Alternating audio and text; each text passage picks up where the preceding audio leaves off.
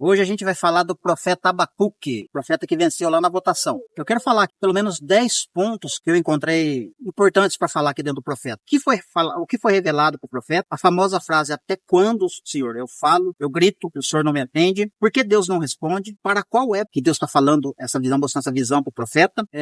Para quem? Ou seja, para qual povos, né? É só para Israel ou é para os gentios também? Quem é o povo que Deus está falando, que vai ser amargo, que vai esmagar Israel? Qual é a mensagem na tabuinha que foi escrita, que quando alguém passasse, mesmo que estivesse correndo, entenderia essa mensagem? O que significa torre de vigília, que o profeta menciona?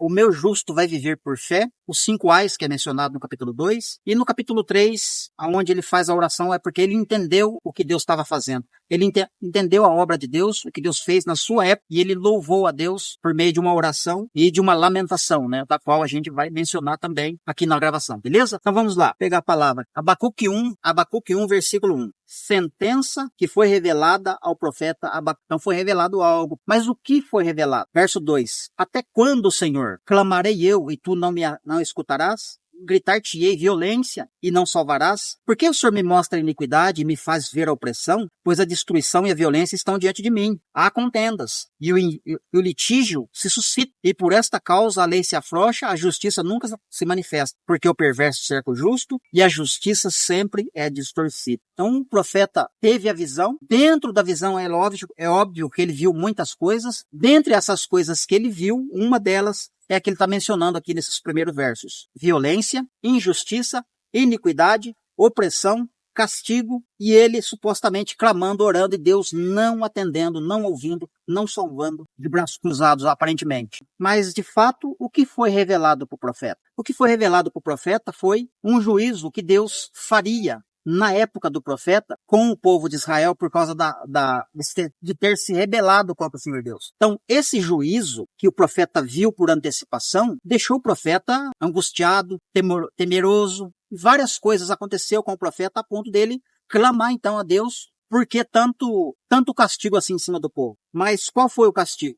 O castigo é Nabucodonosor e equipe, o reino do norte. Assim como lá em Joel, no capítulo 3, quando Deus está falando de restauração, quando Deus está falando de coisas que ele faria bondosa para o povo dele no futuro, uma das coisas é, o exército que está vindo do norte, eu vou remover ele.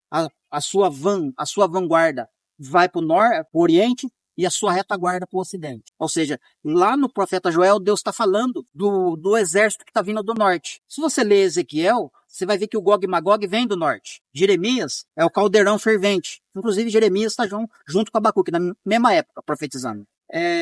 Isaías, os outros profetas, Miqueias, todos eles estão falando que o mal está vindo do norte.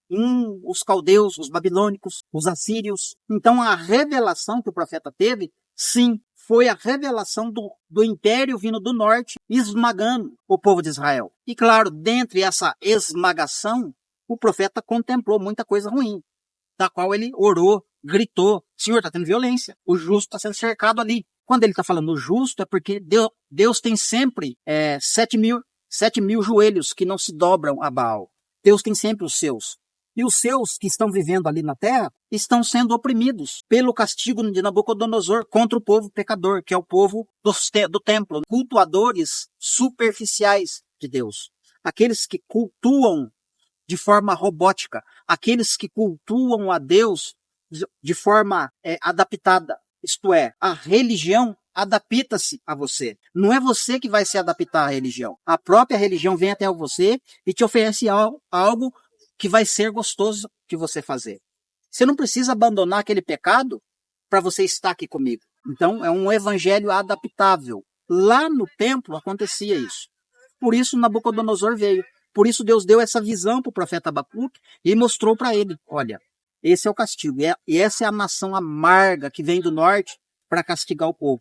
E o Abacuque fala que aquela nação que vem do norte é mais pecadora do que o povo de Deus. Claro, se você olhar hoje para o mundo, abre aspas, todo aquele que carrega a Bíblia, todo aquele que vai para o culto, de alguma forma, está tentando cultuar a Deus, essa pessoa é vista como povo de Deus. Então sim, essa pessoa, abre aspas, peca menos do que aquele que não tem religião, que não tem Deus. E o profeta está vendo o quê? Olha, por que o Senhor está permitindo um povo mais pecador, mais iníquo, disciplinar o teu povo, que é mais justo do que aquele povo. O profeta não está dizendo que o povo de Israel é justo e santo. Ele está dizendo que o povo de Israel é mais justo por ter lei. Tem a lei consigo. Tem a Torá, tem a palavra de Deus como regra de vida. Ainda que eles não estavam obedecendo, mas eles eram mais justos do que os caldeus, que os caldeus não tinham lei. Os caldeus criam suas próprias leis. Os caldeus se utilizam dos seus próprios métodos para aplicar justiça na terra. Então, sim, o profeta está falando, por que que esse povo que é mais ímpio, mais pecador, está disciplinando o seu povo que é mais justo? Da mesma forma a gente olha hoje. Você vê a igreja hoje dorminhoca, a igreja do sistema, a igreja que está no escândalo, está na política, está aqui, está acolá, fazendo a mesma coisa que o mundo faz. Só porque carrega a Bíblia, só porque fala de Jesus, só porque está falando algumas coisas que aparentam ser uma pessoa justa, mas não é. Mesmo assim, por carregar o nome de Deus, por se chamar povo de Deus, então, abre aspas, é um pouquinho mais justo, sim, do que aquele que não tem Deus, do que aquele que está no mundo. Aquele que não tem Deus, Deus vai usar para punir aquele que está se dizendo que tem Deus, mas é superficial. Não é genuíno, não é perfeito, não é aquele que está fazendo de forma correta. Está entendendo?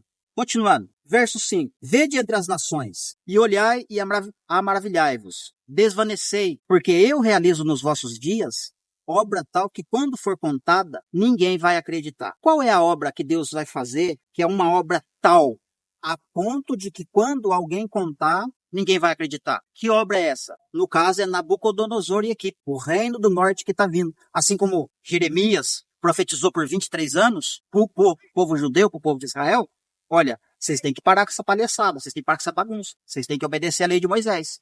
Se vocês não parar com isto, Nabucodonosor vai vir, vai entrar nessa cidade, vai queimar essa cidade, vai queimar o templo, vai levar os utensílios embora e ainda vai levar vocês como cativo. Então é uma obra tal que quando Jeremias falava, ninguém acreditava, ninguém dava crédito. É uma obra tal que Abacuque falou, ninguém deu crédito. É uma obra tal que hoje nós falamos, a igreja do Dorminhoca, a igreja do sistema, do CNPJ, que pratica tais obras, também vai passar por esse juízo. Só que quando nós falamos, não, isso não pode ser. Não, a igreja vai ser arrebatada antes. A igreja, consegue entender? Não tem, sabe? Vede entre as nações e olhai e maravilhai, que eu realizo nos vossos dias. Mas quais dias? Para quem que Deus está falando? Que obra é essa? Então, ela se cumpriu nos dias de Abacuque. Foi uma obra tal que quando ele e Jeremias falou, ninguém deu crédito. Ninguém fizeram pouco causa da mensagem, né? Acharam que eles estavam loucos, achavam que eles estavam fora da caixinha, porque a mensagem deles era incompatível com a mensagem do templo. Hoje a nossa mensagem também é incompatível com a mensagem do templo. O que a gente fala é diferente do que é falado no templo. Tanto é que as mensagens entram em choque, né? Quando eles ouvem a gente, eles acham que a gente está fora. Quando a gente ouve eles, a gente não consegue concordar. Mas lá no início, quando o profeta está dizendo, até quando, Senhor? Até quando eu vou clamar? Essa fala do profeta, ela se aplica muito para nossos dias, de várias formas. Você pode perguntar para Deus, até quando, Senhor Deus, essa enfermidade vai ficar na minha casa, ou na minha própria vida? Até quando eu vou ter que suportar essa enfermidade? Até quando eu vou ter que suportar essa mulher na minha vida? Até quando eu vou ter que viver com esse homem na minha casa? Até quando eu vou aguentar esse brigueiro dentro da minha casa, na minha família? Até quando eu vou aguentar a opressão do meu patrão no meu trabalho? Até quando eu vou aguentar a inveja dos meus parceiros ou das fofocas que acontecem ao meu respeito lá no meu trabalho? Até quando eu vou conviver com essa situação? Então esse até quando de Abacuque, porque ele estava orando, ele estava vendo as coisas ocorrerem à sua volta, mas não estava tendo respostas do Senhor Deus. Não estava tendo. Não é que não estava tendo resposta. O profeta não estava entendendo o juízo de Deus acontecendo na sua geração. Como nós, muitos de nós hoje, quando Deus traz um juízo em específico, às vezes isolado em uma área, ou às vezes ele traz numa cidade inteira, ou até mesmo num estado, um juízo. Muitas pessoas não entendem aquele juízo, e ficam querendo questionar Deus. Por que o Senhor está fazendo isso? Por que o Senhor permitiu? Por que isso? Por que aquilo outro? Então, muitas das vezes, a pessoa não entende o juízo de Deus naquele momento. E os juízos de Deus são pedagógicos. Eles nos ensinam muito quando nós os observamos e aprendemos nos erros dos outros. Então, o juízo de Deus é para ensino. Então, o profeta, até o momento, ele não estava entendendo o que estava acontecendo. E ele estava orando, buscando a Deus, Deus, Senhor, estava a violência ali, opressão lá. o pecador, o ímpio, está cercando o justo ali. Está tendo injustiça. A justiça está sendo distorcida. A justiça não está se manifestando, Senhor Deus. Por que o Senhor não está falando comigo? Só que Deus está em silêncio. Não está falando, mas Deus está permitindo e trabalhando na situação. Conduzindo a situação. Está entendendo? Inclusive, essa palavra até quando, esse questionamento do profeta até quando, nós podemos usar, Senhor Deus, até quando eu vou ficar falando das duas casas? Até quando eu vou falar das festas? Até quando eu falo do milênio? Até quando eu vou falar das transição de alianças? Até quando eu vou falar dos dois juízos, ou seja, dos dois tronos, o tribunal de Cristo e o trono branco? Até quando eu vou ficar ensinando e as pessoas não vão acordar? As pessoas não vão entender, as pessoas não querem me ouvir.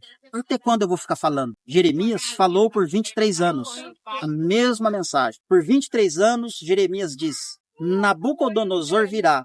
Ele vai entrar nessa cidade, ele vai invadir essa cidade, vai queimar a cidade, vai levar os utensílios do templo embora e vai levar vocês como cativos. Obra tal que quando for contada, ninguém vai acreditar. Jeremias falou, ninguém acreditou. Ninguém deu crédito à mensagem de Jeremias. O mesmo com Abacuque. Abacuque viveu junto com Jeremias, porque na época que Jeremias é levantado, quem estava reinando era Josias. E já eu falo um pouquinho melhor disso, tá? No momento oportuno, na verdade, eu vou falar de Josias, Jeremias e Abacuque. Tem algo que aconteceu na vida dos três, que reflete o que está acontecendo conosco hoje. E é uma coisa maravilhosa. Ok, até quando? Essa frase famosa, né? Até quando o Senhor vai permitir? Deixa Deus trabalhar. No momento certo, Ele vai revelar e vai te trazer o retorno. A resposta vai vir e você vai entender perfeitamente a situação e por que tanto tempo de sofrimento. Verso 6. Porque eis que eu suscito nação amarga, os caldeus, impetuosa, que marcham pela largura da terra para apoderar-se das moradas que não são suas. Eles são pavorosos e terríveis, e criam eles mesmos o seu direito e a sua dignidade. Os seus cavalos são mais ligeiros do que os leopardos, mais ferozes do que os lobos ao anoitecer. São os seus cavaleiros os cavaleiros que se espalham por toda parte. Sim, os seus cavaleiros chegam de longe e voam como águia, que se precipitam para devorar. Eles todos vêm para fazer violência. O seu rosto suspira por seguir avante e eles reúnem os cativos, como a areia. Eles escarnecem dos reis e dos príncipes. Eles são objetos de riso. Riem-se de todas as fortalezas, porque amontoando terra as tomam. Então passam como vento, e seguem e fazem-se culpados, estes cujo poder é o seu Deus. Então, principalmente na verdade, o trecho todo aqui está revelando quem é o povo e em qual época esse povo vai atuar. Eu consigo ver pelo menos em 2 vezes, mas dá para colocar uma terceira vez, né? Uma vez esse povo atuou na época de Nabucodonosor, ou dos profetas aqui, né? Jeremias e Abacuque. Esse povo atuou na destruição dos anos 70 em Jerusalém, mas não nesse aspecto aqui de profecia, mas dá para ver a atuação deles, que é o mesmo público, né? E esse público retornará a atuar no nosso futuro, quando tiver na época do anticristo, para cumprimento do nome Nabucodonosor, o homem que vem do norte, o rei do norte. E por falar em rei do norte, então você tem Jeremias falando que Nabucodonosor vem do norte, que é um caldeirão de água fervente que tomba no sentido vindo para Israel. Você tem Miqueias falando dos assírios, são os caldeus, que vêm do norte. Você tem Amós e Isaías, que fala que é a Síria, que é o rei do norte, Miqueias. Você tem Ezequiel, que fala do Gog e Magog, que eles vêm dos lados do norte, o Gog com a sua tropa, dos lados do norte, entre outros profetas. Ou seja, quem que é o povo? São os ismaelitas, né? Ismael, o que persegue Isaac. Então esse povo, ou seja, esse trechinho está revelando quem é o povo. Inclusive lá em Joel também fala, né? Lá no capítulo 3, quando Deus está, no caso, já trazendo o castigo para o povo, né? Para esse povo do norte. Assim como o povo do norte castiga Israel, depois Deus vai e castiga o povo do norte. E Deus vai usando as nações, os povos, para punir e trazer o juízo ali. Cada um ao seu tempo. Então, lá no capítulo 3 de Joel, também está sendo mencionado, olha, no caso, quando Deus está promessas de restauração, de bênçãos, né? Inclusive de livramento. Não fica preocupado não com o exército que vem do norte, porque eu, com a força do meu vento, eu vou remover a sua vanguarda para o ocidente e a sua retaguarda para o oriente, de maneira que eles não vão alcançar vocês, no capítulo 3 de Joel. Ou seja, esse trechinho que está revelando quem é o povo e em qual época eles atuariam, por meio da profecia. Ou seja, serve para a gente se localizar no tempo, né? E é a melhor geopolítica, inclusive, para você entender o que está acontecendo. na atualidade, o que aconteceu no passado e o que vai acontecer no futuro.